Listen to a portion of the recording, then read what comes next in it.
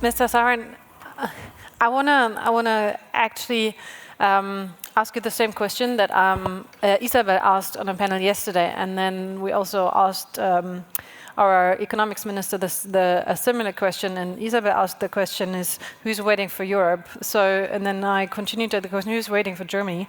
And Robert Habeck seemed to think that everyone's waiting for Germany to take back our global leader role. What do you think? Look, we are betting on Germany. In fact, I married a German 10 years ago. I truly believe that this continent and the Indian future is deeply interlinked. But I don't believe Europe is betting on the rise and the emergence of India and some other actors. Europe has firmly resolved, the Europe businesses have firmly anchored themselves to China's future, and they are stubbornly refusing to move away from that direction. They are not expeditionary enough to look at the new opportunities that are arising in different parts of the world. And they're playing very safe. Someone was talking about growth, right? Well, you don't grow if you take 2 months off every year. It's impossible to meet anyone between July and August in this continent, in this part of the world. You're not going to grow if you're going to be sleeping for 2 months in a year. People ask me, how is India growing at 8%? We work many hours a day. Well, you're going actually quite deep into our, I guess, society order. No, there's just a comment from the previous panel, where one of the panelists had emphasized on growth. I think Europe needs, the only resource Europe is lacking today is not critical minerals, it's critical thinking. Europe is one of the largest economies. It is powerful, it can define the future, it can shape the agenda, and yet it allows itself to be browbeated by anyone and everyone into following other people's lead. I think Europe needs to have an identity and a sense of self that is commensurate with the $20 trillion constellation that it represents. And I think that is missing in Europe. We are waiting for that Europe, and we are betting on that Europe. And we hope Europe notices that there is a subcontinent of 1.5 billion people that is moving from $4 trillion to $10 trillion in the next 10 years. And that offers an opportunity so that you can get over your China addiction, you can start diversifying, and you can start betting on right people and nice people.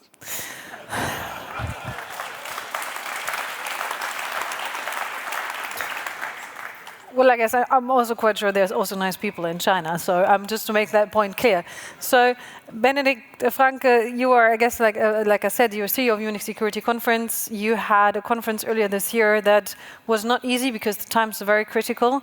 When you look back at it now, is, let's say, the rising of other countries the most interesting that we've been seeing? Maybe we start there. Can I start by saying how much I love being on a panel with Samir, because he's probably the only one that makes me look quiet and sane, which is absolutely fantastic. Thanks, Samir. Yeah, so the Munich Security Conference 2024 was all about the need to include the Global South. Yeah. For us, it wasn't as much the invasion of Ukraine that was the wake-up call. It was really the UN General Assembly vote a week later, where we were all thrilled that 142 countries said, no, it's not okay to attack and kill your neighbor. And 5 countries, the usual suspects, said, no, perfectly all right to invade and kill your neighbor. But it was 38 countries representing more than half the world's population that abstained. They all abstained for different reasons. But at the end of the day, I think it's pretty clear to say that more than half of the world currently doesn't believe in the global order that we've become addicted to. Mm-hmm. And the Munich Security Conference tries to do its part in, trying to figure out why that is the case. And what do these 38 countries really have in common? Mm-hmm. That's not a lot. Mm-hmm. So there isn't a consolidated global South. Maybe we jump there. What do they have in common?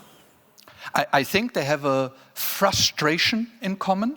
They have a legitimate concern in common that the global order does not work for them, in fact, structurally disadvantages them. And I think they also have a narrative in common. First of all, this rules-based international order that we all love, most of them weren't independent when the rules were made. Second, the rules don't work for them. Look at the different debt level and the money you need to get rid of that debt. And look at how we are adhering to the rules. Look at our double standards. Why do we treat, the ICC verdict against Putin differently from the one against Netanyahu? Why do we treat the war in Ukraine different from the war in Tigray? I mean, they have very, very clear... Well, there are reasons, though. They are, but the point is, we are not very good at explaining them, and we are not very good at taking them along, and we believe we need to get a lot better at taking them along. And I'm also not saying we do not have double standards. I'm also quite sure that's the truth. When you're looking from your perspective, like I said, from the outside in, is that something that you would subscribe to, that you said that's actually what's happening? No, actually, these were my notes that he read out. So you're welcome. These were exactly my thoughts as well on the commonality between those who don't necessarily agree with you.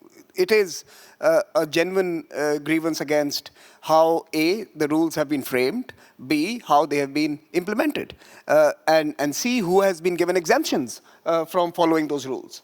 If you are sitting in my part of the world, for me, the problem did not begin with Ukraine.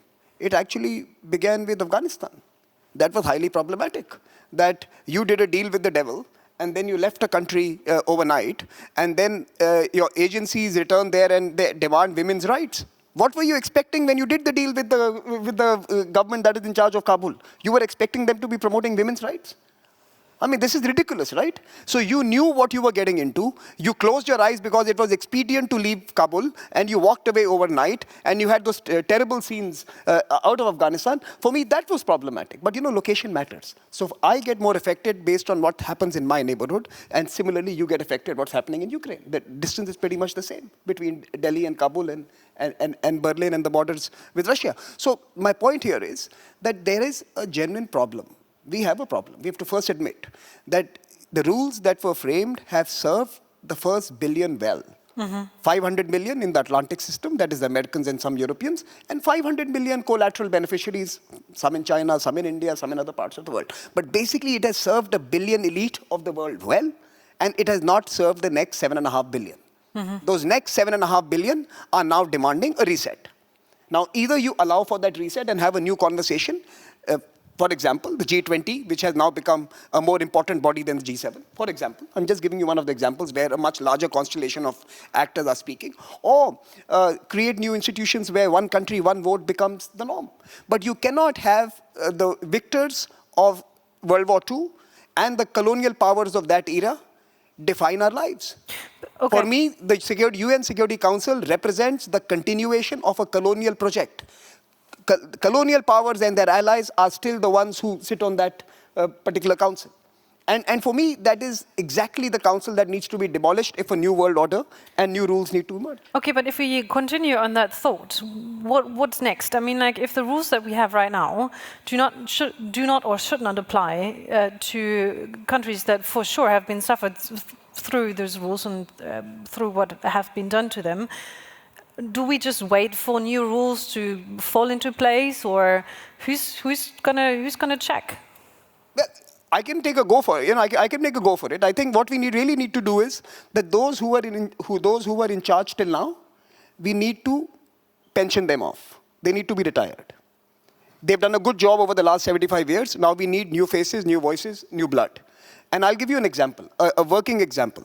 If you look at the two G20 presidencies of the last 2 years, Indonesian and Indian, and now, of course, you have the Brazilian who are in charge, but we haven't reached the outcome yet. But if you look at the Indonesian and Indian presidencies, I think they were a remarkable effort on diplomacy, where in a polarized world, where we couldn't agree on anything, both Indonesia and India could bring everyone into the room and put a consensus document or an outcome document or an ambitious outcome document that drives the world forward on critical issues around SDGs, around energy, around finance, around economic stability, around certain other questions. It's time for new voices to enter the room. They can do it. I don't think the P5 or the G7 have that capacity to do it anymore. You need the Indonesians, you need the Brazilians, you need the Indians, you need them on the top table. But the new Indian president is not very much a very new voice, is he? Sorry? The president of India is not very much a new voice. The presence of India? Yeah. It's very new. You know, what you... I think she means Prime Minister Oh, Modi. the Prime Minister of so India. yeah. Is like sorry. 200 years old. Oh, That's look, not what I meant, but he's in charge for quite a long time. No, I mean, that's not my point. I'm talking about India as an actor, not the Indian Prime Minister as within an actor in India. I'm talking about India as a player on the global stage. It's a very new phenomenon. I would argue that it's only at the turn of the century with the civil nuclear agreement. But then who's going to be, like, maybe you find an example, who should be this new voice? I just told you that it's time to dismantle the P5 and have a new arrangement. No, like a real name. I just told you 3 names. I think it's time to bring a few countries from Africa, and we can think about Nigeria, South Africa. You can pick up a couple from that continent. You have India, you have Brazil, you have countries such as Germany, for example, by the way, even from the old continent. That why should the French and British be speaking on behalf of this continent? Or maybe you need to have an EU voice, a unified EU voice on that council. It's time to get the two out, and certainly bring in the Japanese and bring in the Indonesians who That's going to be a big discussion table. 10 or 11 people, right? Okay. That's not that big for a world that is now 8 billion people. You had 5 people running a world when there were barely a handful of countries that were independent and free. So You did want a controversial panel. I'm super happy about this. I'm just trying to find a way to like make sure that whatever we find at the end of this panel will actually get out, and we actually make it like something that we can deal with in normal life. I mean, look, let me just add something. If you read the recent IMF report, and now I'm coming back to, since this is a business forum, let's talk money. Look, the report suggests that over half, close to 60% of all global growth is now being contributed by countries in the developing and emerging world. So China, India, parts of Africa, Asia. They are contributing 2/3 of global growth, and this is going to remain a trend line for a long time. This is going to be the reality. They are the custodians of your continuing prosperity, even in this continent. Now, it is important that those who are contributing such large amounts to the world's stability and growth need to have a say on the table. Instead, what do we see? What we see is that global financial flows are still decided by 3 capitals or 4 capitals. Most of them in Europe and US, right? It's New York, London, Paris, and if you want to count a couple of regulatory bodies in Switzerland, it's they who decide how money flows. Climate action is happening in India, Africa, Latin America, and yet climate finance remains concentrated in Europe. You know, if and whose fault is this? Yours. It's your fault. I mean, look, if you control the bank and you don't allow financial flows to cater to growth potential, it's your fault. If I was sitting on the banks, if I was sitting on the taps of money, and if I was controlling those taps, I would have said it's my fault. If there's an unequal financial architecture, if there is a perverse financial architecture, you have to blame the managers of that architecture. The Paris Club is to blame, period. But There's no but. You are to blame. Now, what do we do about it? I'm not saying dismantle the architecture. I'm saying, yes, it is time to create partnerships with others and expand it, enlarge it. You are talking about, like you said, you are talking about a system that grew over years, centuries, and you can say it's the people who are sitting on there now are to blame, but you could also say maybe it's time to change the system systematically, like you said. I'm saying that itself. You know, if that gives you relief, let's do it. It's the same thing. Let's change the system. Okay, and again, because you've also been speaking to a lot of countries from the global south, what would be a good next step to actually change that system where there isn't like? And the thing is, like, I completely do feel like everyone agrees with you that people like countries that have not been sitting on the table enough do need a voice that is louder than it is right now. Okay, once again, thanks for making me seem cool. I guess, there is only one Samir Saran, but I'm really enjoying this because that's the voice of the Global South that I keep hearing wherever I go. Those are the points. And we sit in our silo and we just ignore it. And at some point, it'll come back to bite us. There is, however, other side to this discussion. One thing that unites the Global South is this opposition, justified opposition to the current system. One thing that divides them is a vision of the future. And there are very few countries in the global south that, beyond the occasional fantastic G20 presidency, actually come up with concrete proposals, put in the investments, the diplomatic power to move things forward. The West, for lack of a better term, has made some proposals. Reform of the global financial architecture, to start off with. I'm absolutely with Samir that we need to change things to make global governance mechanisms attractive to the global south, create stakeholders, pull them along. But it's not enough to just be against the current order. You need to present concrete proposals for the way forward. Some countries have done that. The Indian G20 president has done that. They have added the African Union to the G20. They've had other success stories, but it's not enough. Germany, the European Union, the West invests billions and billions in the diplomatic machines that keep the system running. And where are the Brazilians? Where are the South Africans? Where are those that are shouting loudest? I don't see enough of them to actually justify us just leaving the room and handing over the world, so to say. So question back at you directly. Why do you think that is? I mean, is it just because we're too stubborn, just because we're too lazy to change things? Or is it just because we're too afraid to actually, that other countries could gain more power and we lose ours? So, I think there is a very easy answer to that and a rather complex one. And the complex one is that it's all of those things, maybe with the exception of the lazy bit. We are afraid of losing out. We are afraid of relative power shifts. We are afraid of a world order that takes away our structural advantages. And we have not yet developed trust in the global south to actually get it done, to look beyond their borders. Because another point is, it is the West that is driving the Sustainable Development Goals. It's the West that is driving humanitarian action around the world. And it's definitely not the Global South. Now, the legitimate counter-argument is the Global South does not yet have the money and has enough problems at home to go abroad and solve things. And we do see Kenya going to Haiti and things like that. So there is an increasing amount of agency in the Global South. But again, I would say just not enough. Now the question is, are we leaving them enough room? Are we making it easy for them to enter the debate at the right level? Are we enabling them? Is that even our job?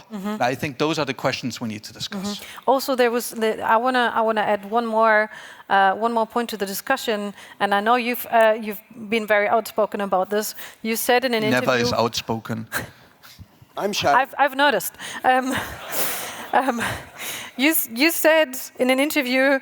There is a creeping surrender to China in the world. Not in the world, in Europe. Okay. Be specific. I said that it's time to now, perhaps for all of us who study geopolitics and security, to come to the conclusion that EU is not a security actor. Maybe we are assessing EU in the wrong way.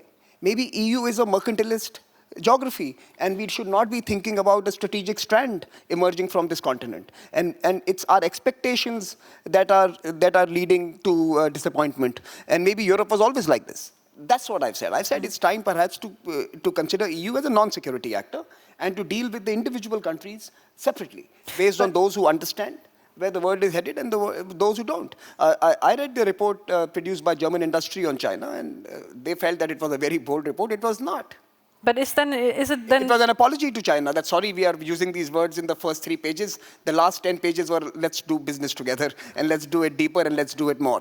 I think that was what the German industry report on China was, that let's talk about obfuscation of the reality that one day Uncle Sam is going to tell you, Germany, no energy from Russia, you towed that line. They will tell you no business with China, you'll have to stop then. But you are not willing to change your China fix. Your China addiction is a problem. You are in fact doubling down, and most of your industries are announcing larger expansion of investments into that country. Now, I'm not saying don't do that. By the way, we have grown our trade with China as well. In the last few years, we have 200,000 or 150,000 Chinese troops on our border, right? We are facing off even now. There's an active situation. It's not peace there. I mean, since it's far away, you don't realize it, but we have a ongoing situation on our borders. And we have still grown our trade simply because there is a certain amount of trade that is largely beneficial for the supply chain aspects of global production. And there are some critical sectors where we have banned Chinese completely. For example, we don't have TikTok in our country. But the Germans love TikTok, so TikTok is allowed in this country, right? Because that's your entertainment. I'm just assuming. Because we didn't think TikTok was any use to us, and we didn't want Chinese propaganda to be proliferating our society. We banned TikTok, we banned many Chinese apps, we banned them from our 5G networks, we banned them from our telecommunication and energy systems, we banned them from our infrastructure and coastal development. So we have taken certain sectors which are pragmatic for national security and kept them out of bounds for but actors. seriously, like bans, because we've spoken about global free trade, is bans really the answer? If with China you talk about global free trade, China laughs at you. China trades with you on its terms. China bans your companies from participating in their economy and wants you to be opening their doors to them. Seek reciprocity. That is the first free trade agreement, reciprocity. Give to the other what they give to you. When they don't give you that, don't give it back.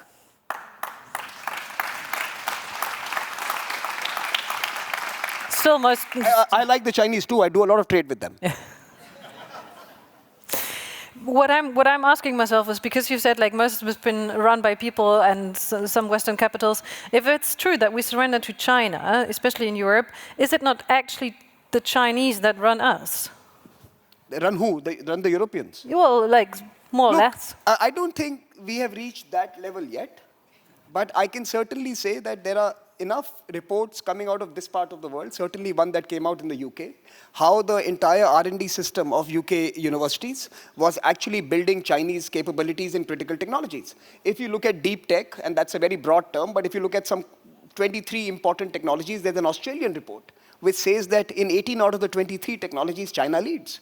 Now, this has been largely built on the back of their being able to capture all your R&D and innovation centers around the world. They have funded Cambridge, they have funded Oxford, they have funded East Coast of America, they have funded perhaps even universities in this country. I've not necessarily looked at Germany, so I will refrain from commenting on it. But I won't be surprised that if a large part of your civil architecture is contributing to their increasing influence in key sectors. Second, they control your media. Chinese ads are very lucrative for most media houses that are suffering from bottom line problems. And Chinese ads ensure that criticism of China is muted in most of your newspapers and mediums. That's not true. It's simply not true. I mean, look, again, this is the report that comes out of your continent, not my reading. I'm reading out to you from a UK report that came out of, again, one of the authors is from the House of Lords, and I'm reading from that report. Now, like I said, I'm not speaking about Germany, because I don't know, but I'm talking about this continent. And that report literally said that from research papers to media conversations to innovation that's happening in labs, today actually serves China's benefit. I've written a book on it. It's called Pax Sinica. Buy it. It's nice. It tells you how China is borrowing your boats to cross the seas. It's your boats. They are riding it. I'm honestly very much opposing the fact that we're not critical on China in this country. I can't really say much about other medias, but we're not silencing on China just because they're supporting ads. So that's very much from my business, and I know I can speak for a lot of colleagues. So, but if we want to talk from problematic, let's say, trade partners to partnerships, maybe on the last 50 seconds that we have. What is a good partnership? I mean, like you said, US and India would make sense, especially, I think you've mentioned defense, space, AI technology would make sense. What do you think makes sense to partner? Who do you think makes sense to partner with? You know, I think at the end of the day, if we believe that the world has become more transactional, which the Munich Security Conference believes, then the world has become a global marketplace of ideas. Then it is our Western ideas that, you know, are the more sustainable, the more fair, the more equitable in the long run. They're definitely the least attractive in the short run. And so I think partnerships that build on long-term benefit generation are the ones that we need to look at. Mm-hmm. And I think there are lots like which one? You know, to be perfectly honest, I think at the end of the day it is technology. It all comes down to technology. And at the moment, from a geostrategic point of view, we're making a huge mistake by being in competition more with our friends than with our real rivals. Mm-hmm. And that is absolutely disastrous. And here, I think, a true transatlantic partnership on technology, rather than trying to regulate each other out of business, would be the way forward. Mm-hmm. Very good point. we did run out of time. The fact that I do love discussing and arguing would make me like wanna do that again. Let's do that again some other time, maybe soon. But you never asked me what's a good partnership, and I'm saying an India-EU partnership is the future. Oh, that's nice. Now they love you all. And an India-German one, even more important. But notice us. Now, I think we are getting lots of young Indian students coming to your colleges. Our relationship is going to change. The India-US relationship was built on smart Indians going and building that country and then building that partnership. And I think Germany is going to see that in the next 10 years as well. We are coming, and we are going to be helping you grow faster and grow in the right direction. And that's all we need, growth. Thank you very much to the both of you. Thank you very much. Thank you.